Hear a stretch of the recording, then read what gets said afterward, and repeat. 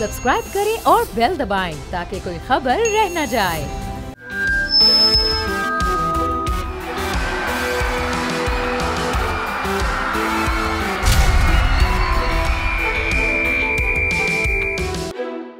अस्सलाम वालेकुम। प्रोग्राम बोल जमहूर के साथ मैं हूं आपका आज मेज़बान साद शरीफ। आज हम जिस टॉपिक पे बात कर रहे हैं, शहर कायद में रवां साल अभी एक नया साल शुरू होते ही जो बच्चों के लापता होने का मामला है उसके ऊपर हम बात कर रहे हैं। तकरीबन इस नए साल में अभी कोई 25 दिन गुजरने के बाद 45 से ज़ायद बच्चे लापता हुए हैं, जिसमें से कई बच्चे तो रिकवर हो गए हैं, लेकिन अभी भी कुछ बच्चे ऐसे हैं जो लापता हैं और जिनके वालिदैन इस वक्त भी गम से निढाल हैं। आपको उन वालिदैन से भी मिलाएंगे कि उनकी इस वक्त क्या कैफियत है। अगर मैं ख़ास तौर पर बात करूं तो गार्डन वेस्ट का एक इलाका है जहां पर दो छोटे बच्चे जिनमें अली रज़ा और आलियान भी शामिल हैं, ये दो बच्चे पिछले 12 रोज़ से लापता हैं और उनके वालिदैन की क्या कैफियत है। रेस्क्यू भी उनको ढूंढने में अपना किरदार अदा कर रही है। रेस्क्यू से भी बात करेंगे, साथ ही साथ पुलिस ऑफिशियल से भी बात करने की कोशिश करेंगे जो कि इस वक्त सर्चिंग में जो है मसरूफ़ तो नज़र आ रही है, लेकिन अब तक इन दो बच्चों का भी जो है वो मालूम नहीं हो सका। कुछ लोगों से भी बात करेंगे कि आखिर ये कोताही किसकी है जो छोटे बच्चे शहर से इस तरीके से लापता हो रहे हैं और इसमें दिन ब दिन जो है वो इजाफा जो है वो देखा जा रहा है। भाई इस तरह की फर्स्ट जिम्मेदारी जो है ना तो वो तो पेरेंट्स की है, क्योंकि बच्चों को जो माहौल आप प्रोवाइड करते हैं ना तो उसको मतलब सारी चीज़ें किसके साथ आपने बात करनी है, किसके साथ आपने बाहर जाना है, ठीक है। जो बाहर की जो जितनी भी सिचुएशन है ना तो अपने बच्चों को समझाना, वो गुड टच और बैड टच जितनी भी सारी चीज़ें हैं ना तो वो तो फर्स्ट प्रायोरिटी पेरेंट्स की है, ठीक है। तो उसके बाद सेकंड जब बच्चा घर में होता है उसके बाद फिर स्कूल चला जाता है तो टीचर्स की भी रिस्पॉन्सिबिलिटी बनती है ना कि वो बच्चों को वो चीज़ें सिखाएं जो हमारे माशरे में चल रही हैं, जो हमारे माशरे का ट्रेंड है, ठीक है। तो जैसा कि आपने अर्ज़ किया कि बच्चे जो है ना मतलब गायब हो रहे हैं, ठीक है। तो इसमें टीचर्स को भी अपना किरदार जो है ना वो अदा करना चाहिए भरपूर तरीके से। और तीसरा जो है ना हमारे इंतज़ामिया को भी जो है ना उसकी रिस्पॉन्सिबिलिटी ऑन करनी चाहिए, क्योंकि एक बच्चा जब गायब हो रहा है ना तो कम से कम हमारी लोकल जो पुलिस है या लॉ इन्फोर्समेंट एजेंसी है ना तो उसको भरपूर इसमें जो है ना उसमें रिएक्ट करना चाहिए कि ये बच्चे क्यों गायब हो रहे हैं, कौन गायब कर रहा है, ठीक है, इसका सद्भाव क्या हो सकता है। और ऐसे नासिर को पकड़ कर ऐसी सज़ा देनी चाहिए कि नेक्स्ट बंदा ये सोचे कि भाई मैं ये काम करने लगा हूँ तो फिर मुझे वो सज़ा मुझे मिलेगी। बात दरअसल ये है कि आजकल जो बच्चों का सिस्टम है बहुत ज़्यादा मतलब अगवा हो रहे हैं, गुम भी हो रहे हैं और जो है मतलब लापता क्या ज़्यादा हिसाब किताब बन रहा है कि और वालिदैन परेशान हो रहे हैं कि भाई बच्चे गायब हो रहे हैं।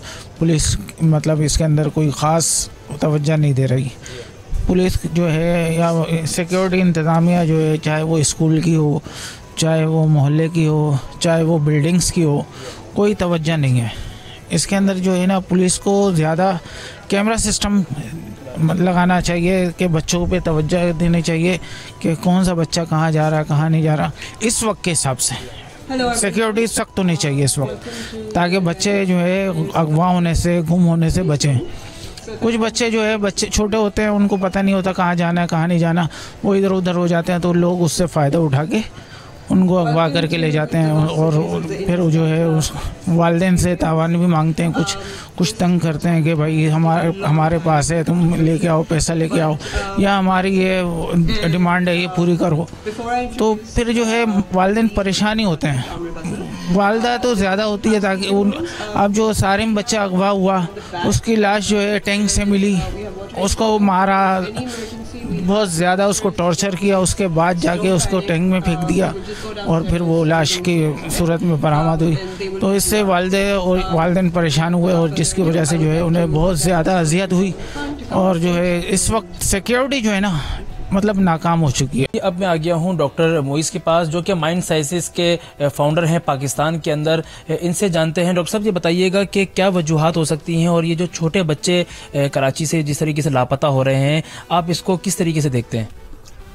बिस्मिल्लाहिर्रहमानिर्रहीम। चीज़ एक तो बड़ी अलार्मिंग सिचुएशन है, बड़ी ख़तरनाक सिचुएशन है कि हमारे शहर में हमारे बच्चे भी महफूज नहीं हैं।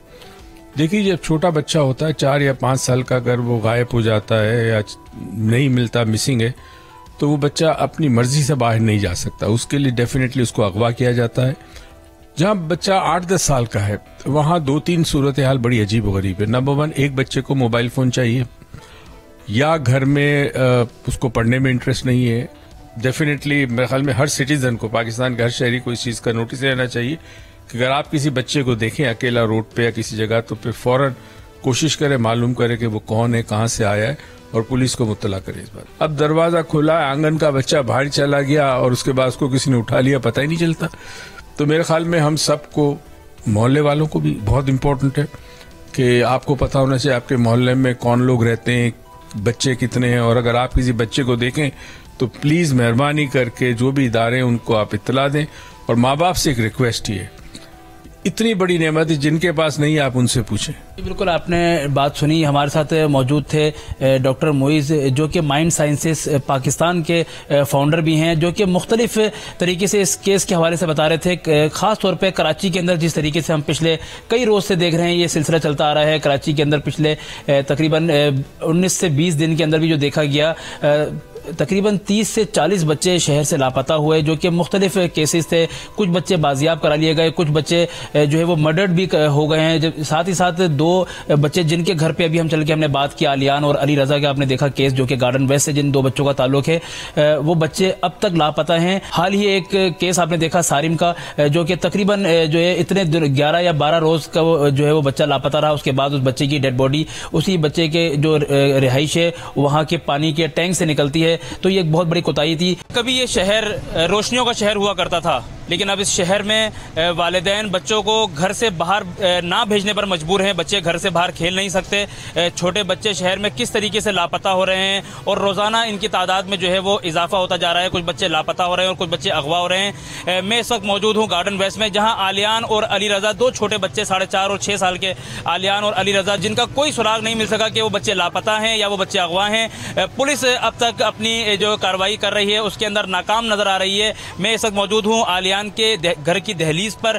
आलियान की नानी भी मेरे साथ मौजूद है, उनकी बहन भी मेरे साथ मौजूद है। इनसे जानते हैं कि ये क्या मुतमईन है पुलिस जिस तरीके से काम कर रही है। नानी, आप बताइएगा, और आपके आंखों में जो आंसू है, मुझे ऐसा लगता है कि आप मुतमईन नहीं है। मुतमईन कहाँ है हम? ये छोटे बच्चे को जालिम में पता नहीं क्या इसको लेके आए, बस हम कुछ नहीं करेंगे। उन लोगों को, बच्चों को लाए, बस सुकून हमारा गया। उसकी माँ को देखो, सुकून, बद सुकून है बेचारा, बार बार बेहोश होता है इसकी अम्मी, बार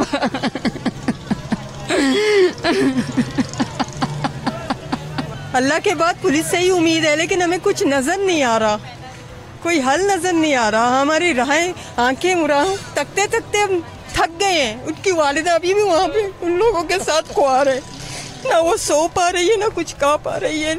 ये वालिदा, वो वालिदा, और हम उसकी बहनें, हम सुबह से लेकर रात तक बच्चों के साथ गार्डों की तरह पड़े हुए हैं।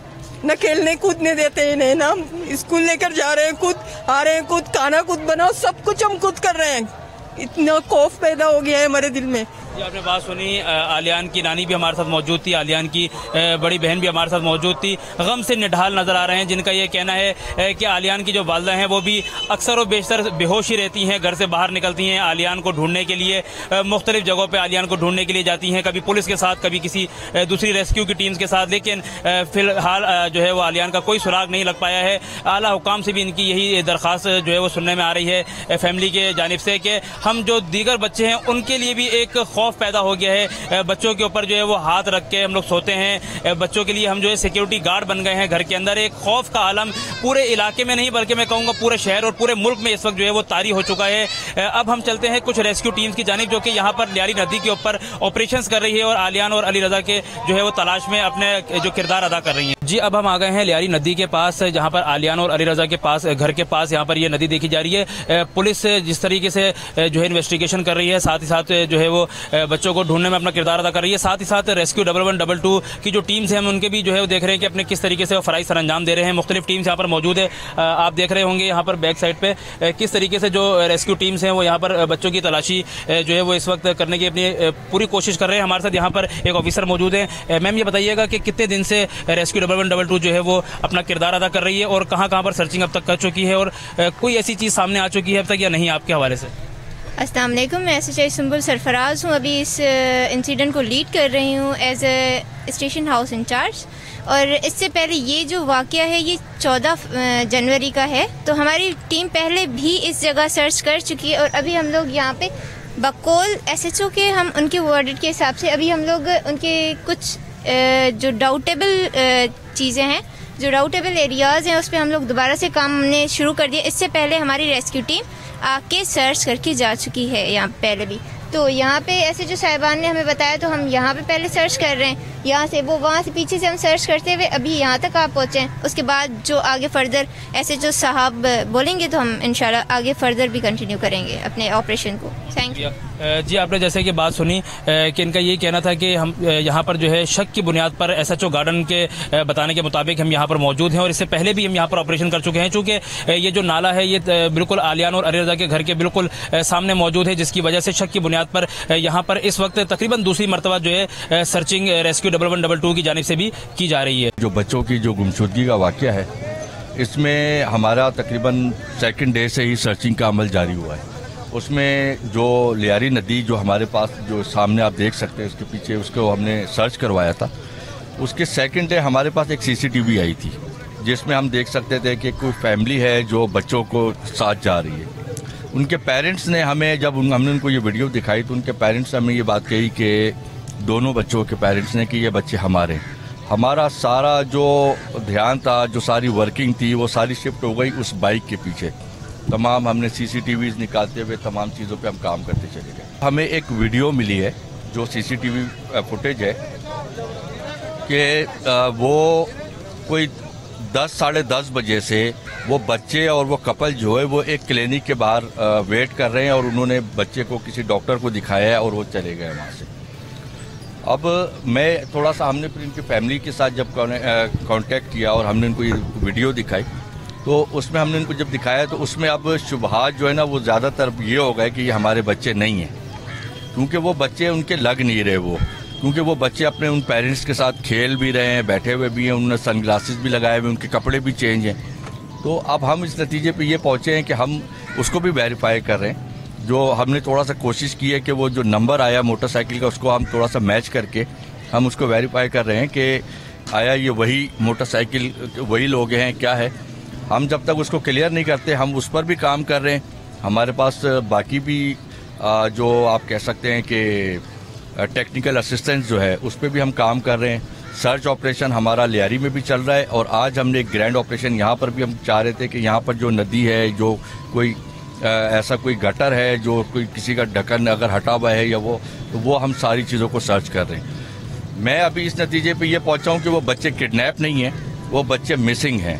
तो अब हम उस मिसिंग की तरफ जा रहे हैं। जो हमारा एक काम जो टेक्निकल असिस्टेंस है और एक हमारा जो है वो फिजिकली जो हम सर्चिंग कर रहे हैं वो हम उस मकसद के लिए हम यहाँ पर आए हैं। आपने आज के हमारे इस प्रोग्राम में देखा कुछ शहरियों ने भी अपनी तरफ से बात की जिनका यही कहना था कि कुछ जिम्मेदारियां पेरेंट्स की हैं, कुछ जिम्मेदारियां टीचर्स की हैं और कुछ जिम्मेदारी जो है वो हमारे इंतज़ामिया की भी है। जब ये बच्चे लापता हो जाते हैं, कोई ऐसा मामला हो जाता है तो सबसे जो अहम किरदार उसमें अदा कर रही होती है वो हमारी इंतज़ामिया कर रही होती है। इंतज़ामिया अपनी तरफ से भरपूर जो है वो इकदाम करने की कोशिश तो कर रही है, लेकिन अगर हम बात करें जिस तरीके से आपने देखा कि जो फैमिली है आलियान और अली रज़ा की, वो कितना ज़्यादा जो है वो गम में निढाल नज़र आए, जबकि वो बात करने की कंडीशन में भी नहीं थे, उसके बावजूद भी वो अपना गम बता रहे थे, क्योंकि वो चाहते ये हैं कि उनकी आवाज़ उठे और इंतज़ामिया और आला हुकाम तक उनकी आवाज़ पहुँचे, जो कि उनकी मदद करें इस काम में। आलियान और अली रज़ा को ढूंढने के अंदर वो किस तरीके से सुबह रोज़ाना निकल जाते हैं और अपने बच्चों को ढूंढने में लग जाते हैं। तो पेरेंट्स की सबसे पहले जिम्मेदारी है बच्चों के ऊपर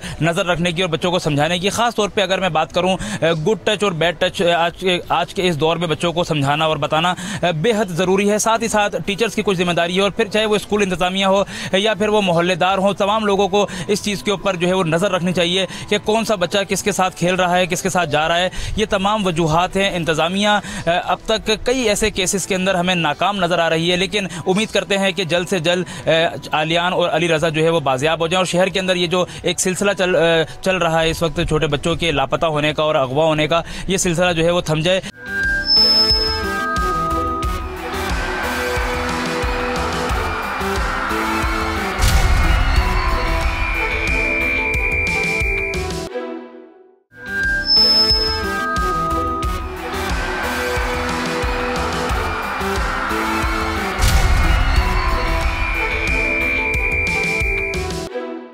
अस्सलाम वालेकुम। बोल जमूर से मैं हूं सैयद मुदस्सर काज़मी। ट्रैफिक हादसात में आए रोज़ इजाफा देखने को मिलता है, जिसकी वजह चिन्योट में बनने वाले देसी साख्ता डंपर है।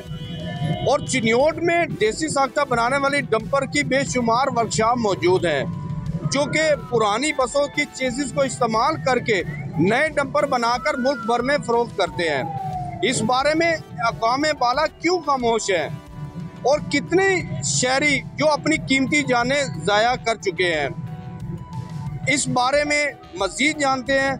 देसी साख्ता डंपर की वजह से हादसात में इजाफे की रोकथाम के लिए अब इस हवाले से शहरियों से भी बात करते हैं। मतलब किसान विंग के जो सदर हैं जुनूर हसन शाह साहब, उनसे जानते हैं। शाह साहब, चिन्योट में देसी साख्ता डंपर तैयार किए जाते हैं और बड़ी तादाद यहाँ पर डंपर की मौजूद है, जिसकी वजह से हमारे सैकड़ों की तादाद में जो शहरी हैं वो जहाँ भाग हो चुके हैं और हज़ारों की तादाद में जो बिस्तर मर्ग पर मौजूद हैं अपाज होकर। क्या कहना चाहेंगे इस बारे में? जी, हुकूमती नाअहली, सुस्ती, कोताही और गफलत की वजह से जो डंपर है सरगोदा से बजरी लेकर आते हैं और वो ओवरलोड होती है। कांटा मौजूद है, कांटे की मौजूदगी के बावजूद वो फंक्शन नहीं हुआ और इसी तरह वो मुख्तलिफ रोडों पर जब आते हैं तो हादसात में इजाफा होता है। आए रोज़ तलबा, तालबात और जो मुसाफिर हैं उनको हादसात में इजाफे की वजह से हलाकतों में इजाफा हो चुका है और इसी वजह से जो है हम इसको खूनी रोड्स के नाम से मंसूब करते हैं।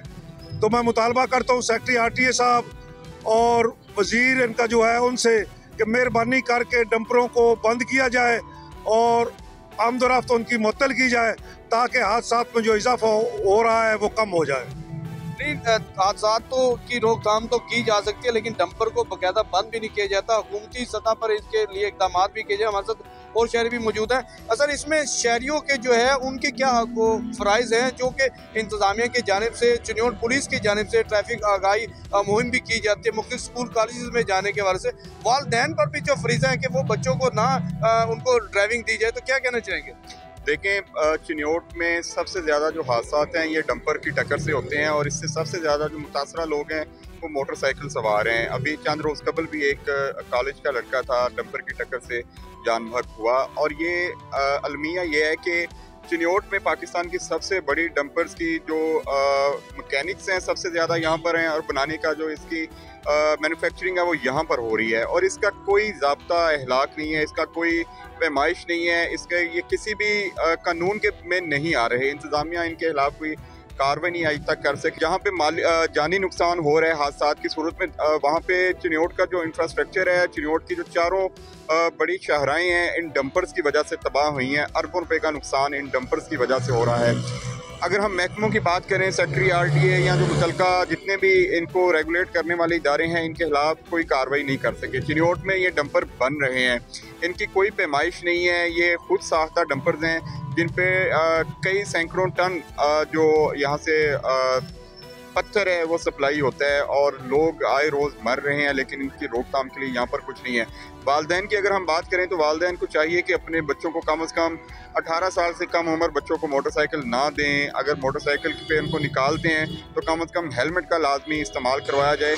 हर साल 70 से 75 अफराद सिर्फ इन ट्रैफिक हादसात में चिन्योट में जान बहक हो रहे हैं। इस साल 2024 में तकरीबन 7,500 हादसात रूनमा हुए हैं, जिनमें 5,000 से ज़्यादा जो हादसात हैं वो सिर्फ डंपर्स की वजह से हुए हैं। तो ये एक बहुत बड़ा नंबर है। यहाँ पर जो है वो एशिया की सबसे बड़ी क्रैश की मंडी है और इसकी रोकथाम भी नहीं की जा सकती, क्योंकि उनका जो तमाम तर आमदोरफ्त और दरामदात जो है वो इसके थ्रू ही होती है, डंपर के थ्रू।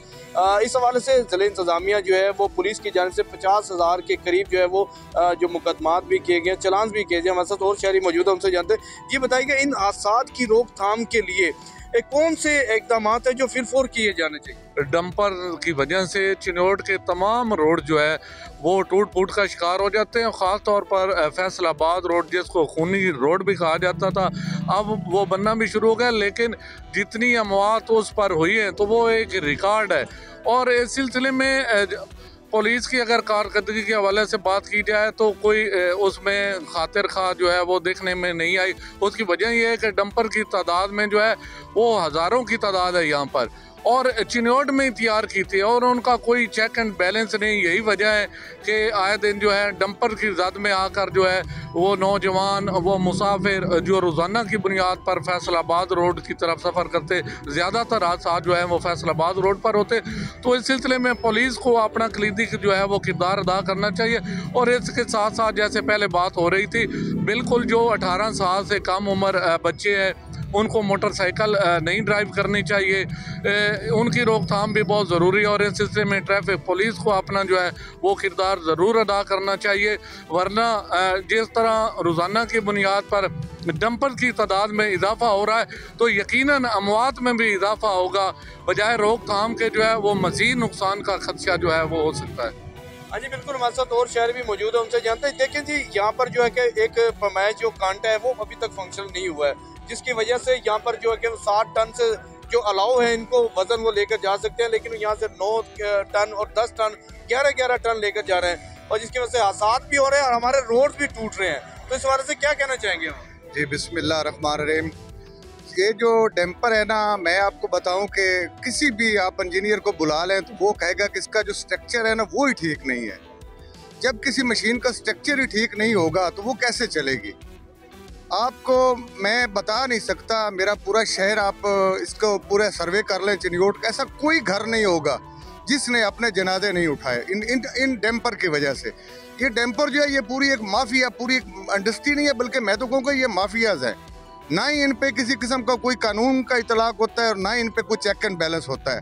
आप गौर कर लें, तकरीबन 80 से 90% जो है इनके ड्राइवर जो है वो बिल्कुल अनट्रेन ड्राइवर होंगे, बिल्कुल बच्चे, छोटे छोटे बच्चे, उनको ये डैम्पर और हैवी लोड देकर इनको रोड पे चला देते हैं, तो ज़ाहिर बात इस तरह तो नुकसान होगा। इस वक्त हम मौजूद हैं देसी साख्ता जो हाथ से बनाए हुए डंपर जो तैयार करते हैं। हमारे साथ एक 25 साल जो कि कारीगर हमारे साथ मौजूद है चिन्योट के, जो बचपन से यहाँ पर जो वो देसी साख्ता ये डंपर तैयार करें। ये बताइएगा कितने अरसे से ये आप काम कर रहे हैं, और ये बताइएगा कि ये ट्रक जो है कितना वजन उठा सकता है? ये 7 से लेके 11 टन तक, 11 सैकड़े तक। हाँ जी। कितने अर्से से काम कर रहे हैं? ये हो गया 20-22 साल हो गया। तो ये किस किस शहर में हमारे ये ट्रक जाते हैं? ये पूरे पाकिस्तान में जा रहे हैं। एक ट्रक के वो कितनी लागत आती है और कितने तक का फरोख्त होता है? ये मालक क्या है, 1 करोड़ भी लगा सकता है, 1 करोड़ 5, 10 भी, और 80-85 तक। इसमें जो इंजन और चेसिस वगैरह वो कौन सी इस्तेमाल करते हैं? ये बसें वगैरह की या कोई और चीज़ वाली? इसमें बस वाला इंजन भी है, ट्रेन वाला भी है और ट्रक वाला भी है। हाँ जी बिल्कुल, ये है चिन्योट के जो 25 साल से जो कारीगर हैं यहाँ पर जो ट्रक तैयार कर रहे हैं। चिन्योट में इस तरह की सैकड़ों के करीब जो है कि वर्कशॉप मौजूद है, जो कि यहाँ पर वो देसी साख्ता ये डंपर हाथ से तैयार करके पूरे मुल्क में फ़रोख्त किए जाते हैं। और सबसे नुमाया जो बात है, जो सबसे अहम बात है कि वो पुरानी बसें जो एक्सीडेंटल होती है उनकी चेसिस को इस्तेमाल करके उसको एक नया जो ट्रक की शक्ल इख्तियार करके उसको पूरे मुल्क में जो फ़रोख्त किया जाता है। और इनका कहना है कि 60 टन से लेके 11 टन तक का वज़न जो है वो उठा सकता है। इस वक्त हम मौजूद हैं डिस्ट्रिक्ट इमरजेंसी ऑफिस में। हमारे साथ district emergency officer madam Tahira Khan मौजूद है, उनसे जानते हैं। जी मैडम बताइएगा, हमारे यहाँ जो चिन्योट में सबसे ज़्यादा हादसा किस वजह से होती है और कौन से ऐसे हादसा हैं जिनकी वजह से अगर बच भी जाएँ तो अपाज हो जाते हैं? जी बिस्मिल्लाहिर्रहमानिर्रहीम। जो 2024 की अगर मैं बात करूँ तो पूरे साल में हमारे पास 6710 जो हैं वो हादसा हुए हैं, और उसमें 7000 से ज़ायद हमारे पास जो है वो ज़ख्मी इन इंसिडेंट में थे लोग, और 65 लोगों की इसमें डेथ हुई है। तो इसमें हादसात जो हैं, ज़्यादातर जो डाटा है हमारे पास वो बाइक राइडर्स का है, लेकिन जिस तरह आपने डिस्कस भी किया कि डंपर्स के मुतालिक जो हादसात हैं तो उनकी भी एक बड़ी तादाद हमारे पास है। 193 उसमें हादसात हुए हैं, और उसमें 9 लोगों की जो है वो मौके पे जो है वो डेथ हो गई है। इसके अलावा 261 लोग जो हैं उसमें ज़ख्मी हुए हैं। तो ये भी फेटल इंसिडेंट्स हैं। और आपको पता है बाइक राइडर्स जो हैं वो हेलमेट का इस्तेमाल नहीं करते, साइड व्यू मिरर्स जो है वो यूज़ नहीं करते, इस वजह से जो है वो डेथ का रेट जो है वो बाइक राइडर्स में भी इस हवाले से ज़्यादा है। इस बारे से आप शहरियों को क्या मैसेज देना चाहिए? इसमें मैं ये कहना चाहूँगी कि अगर आपने चाहे कम फासले तक सफ़र करना है या दूर का सफ़र करना है, कुछ भी है, जब भी घर से निकलें आप बाइक पे अपना हेलमेट का इस्तेमाल लाजमी करें। इसके अलावा साइड व्यू मिरर्स यूज़ करें, और धुंध में या ऐसे मौसम में, बारिश वाले में गैर ज़रूरी सफ़र से जो है इज्तनाब करें। जी, इस हवाले से हमारे साथ मौजूद हैं DPO चिन्योट अब्दुल्ला अहमद साहब, उनसे बात करते हैं। DPO साहब, पुलिस की जानिब से भी अवेयरनेस प्रोग्राम किए जाते हैं मुख्तलिफ स्कूल कॉलेज़ में, और इसके ख़िलाफ़ रोकथाम भी की जाती है, और मुख्तलिफ जो है काफ़ी तादाद में इनके ख़िलाफ़ जो है वो पर्चे भी किए जाते हैं और इनके लाइसेंस भी मनसूख किए जाते हैं। क्या कहना चाहेंगे इस हवाले से मज़ीद? जी बिल्कुल, इसमें ट्रैफिक पुलिस चिन्योट अपना पूरा किरदार अदा करती है, और इसके हवाले से 45,000 डंपर्स के 2024 के साल में चालान्स हुए ताकि ये रैश ड्राइविंग ना करें, और इसके अलावा विदाउट लाइसेंस ड्राइविंग के ऊपर सख्त कार्रवाई की जाती है। पुलिस क्रैकडाउन कर रही है कि लाइसेंसेस हों सब ड्राइवर्स के पास। मज़ीद जो ओवरलोडिंग के हवाले से, ताकि इनकी गाड़ियों की जो मेंटेनेंस है वो ठीक रहे, पुलिस वो भी चेक करती है, और पंजाब पुलिस के साथ पंजाब हाईवे पेट्रोल पुलिस इसका हिस्सा है, वो भी इसके ऊपर चेकिंग करती है पूरे ज़िला चिन्योट में मुख्तलिफ जगहों पर। तो इसके ऊपर हमने काफ़ी क्रैकडाउन भी किया है हादसात को रोकने के लिए, जिससे हादसात में कमी भी आई है। लेकिन जिस तरह के जो डंपर्स की तादाद बहुत ज़्यादा है जो कि मूव करते हैं, तो उस वजह से इनको उस तरह से ट्रैफिक को रेगुलराइज करने के लिए तमाम वसाइल बरोकार लाए जाते हैं। जी, यहाँ पर ये भी बताइएगा कि यहाँ पर हमारे काफ़ी एहलकार भी शहीद हुए हैं, आप अवेयरनेस प्रोग्राम भी कर रहे हैं, तो चिन्योट के शहरियों को मज़ीद क्या पैगाम देना चाहिए?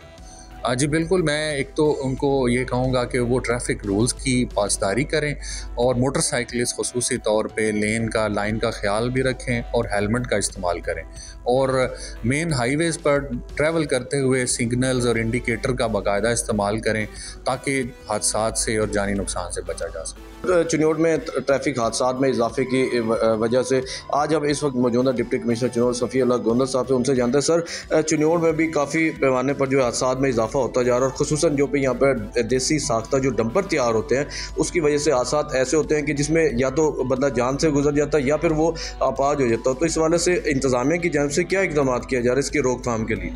देखिए जी, एक तो हमने एक्साइज से टेकअप किया था कि इनकी रजिस्ट्रेशन यहाँ पर नहीं होनी चाहिए जो लोकली मेड है, और वो रजिस्ट्रेशन अब यहाँ पर नहीं हो रही।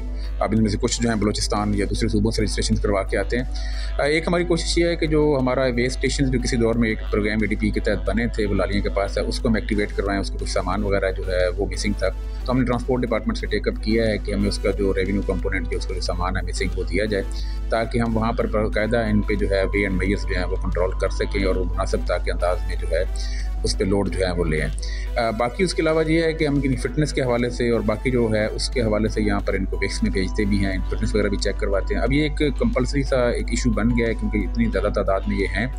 हमने अपने बहुत से रोड्स जो हैं, जो लोकल रोड्स जहाँ पर ख़तरा होता था कि वो रोड भी ख़राब होंगे और लोगों की जान भी जाएगी, वो तकरीबन जो है 22-23 के करीब रोड्स जो हैं उन पर हमने इनको बैन किया हुआ है कि वहाँ पर ये ना गुजरे।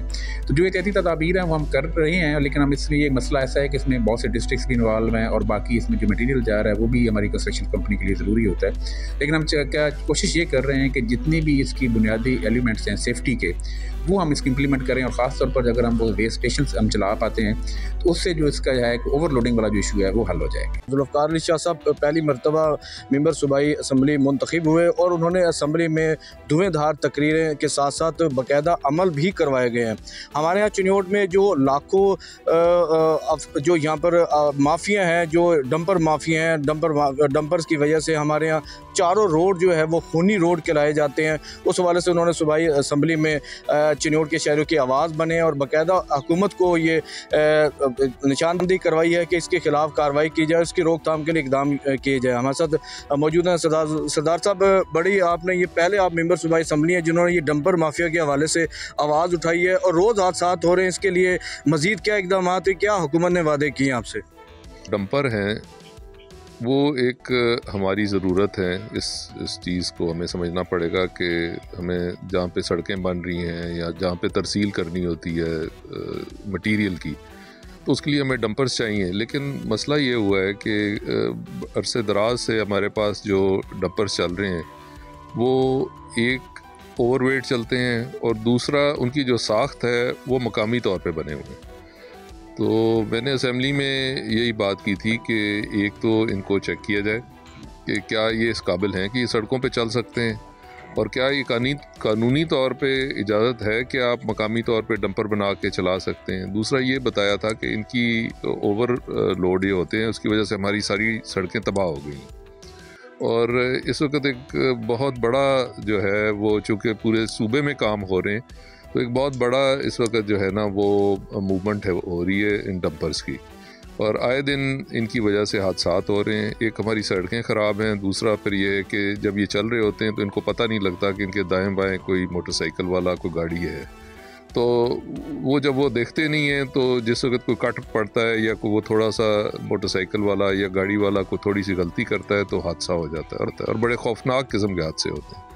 तो इसी चीज़ की मैंने तवज्जो दिलवाई थी असेंबली में, और इस वक्त जो है वो काफ़ी कोशिश हो रही है, एक तो इनके अंदर जो वज़न है वो जो मुकर्ररा हदूद है उसके मुताबिक रखा जाए, और दूसरा इनकी चेकिंग भी हो रही है और इनकी फ़िटनेस के ऊपर भी काम किया जा रहा है। अच्छा शाह साहब, इसमें जो सबसे ज़्यादा देखी जा रही है कि चिन्योट में, क्योंकि इसकी ईजाद भी चिन्योट नहीं की है, देसी साख्ता ये डंपर तैयार किए जाते हैं, इसमें ज़्यादातर जो है वो कम उम्र जो ड्राइवर्स होते हैं उनकी तादाद ज़्यादा है, जिसकी वजह से वो जाते हुए उस्ताद चला रहा था और वापसी पर शागिर्द चला रहा था और वो फिर स्पीड में चला रहा था और वो फिर वो नहीं देख रहा आगे पुलिस एहलकार हैं या आम शहरी है उसको कुचल कर आगे निकल जाते हैं। तो क्या देख रहे हैं कि इस हवाले से इंतज़ामिया की भी कोई कमज़ोरी है? जी देखिए जी, हमने इसी मद के अंदर जो है वो हमारे पास कमी थी अफराद की इंतज़ामी तौर पे, तो अफराद भी जो है वो भी बढ़ाए गए हैं और मुख्तलिफ़ तरीक़ों से, और पुलिस को भी डिप्यूट किया गया है, उनको जो आपका महकमा है ट्रांसपोर्ट उसकी मावनत करने के लिए पुलिस भी अब डिप्यूट हुई है, और हम हर डीसीसी की मीटिंग के अंदर जो है वो इस चीज़ के ऊपर पूछ करते हैं। हाँ जी बिल्कुल, सरदार साहब का कहना है कि असम्बली में आवाज़ उठाने की वजह से हुकूमत की जानिब से इक़दाम भी किए जा रहे हैं, और हमारे यहाँ जो ट्रांसपोर्टिंग के हवाले से ट्रैफिक के जो एहलकार थे उनकी में भी कमी थी, काफ़ी अमला ना होने की वजह से, अमले की कमी की होने की वजह से, उसके साथ साथ जो दीगर इदारे हैं उनमें भी इजाफा हुआ, और उम्मीद करते हैं कि आने वाले दिनों में हादसात की रोकथाम में भी काफ़ी कमी बेशी आएगी और इसके खिलाफ भी बड़े पैमाने पर क्रैकडाउन किया जाएगा।